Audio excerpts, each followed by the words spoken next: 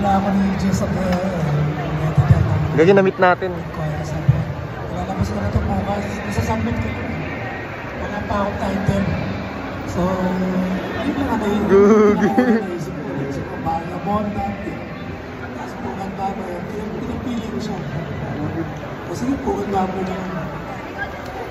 Yung sa Pugad Baboy po, usually guys. po, politics. Na-meet din natin yung siya. iba niyang laman, issues.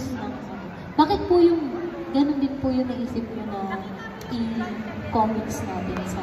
Tsaka halo-halo siya eh. Opo. Chapsi eh. Yung recipe. Oo, talagang ano eh. Kung ano lang yung lumabas sa dyaryo, ang mahilig na topic. Share tayo mamaya. Yun ang lalabas ko. Kasi yung material ko usually nanggagaling na sa Oh, tulad. nice. So, kukuha ko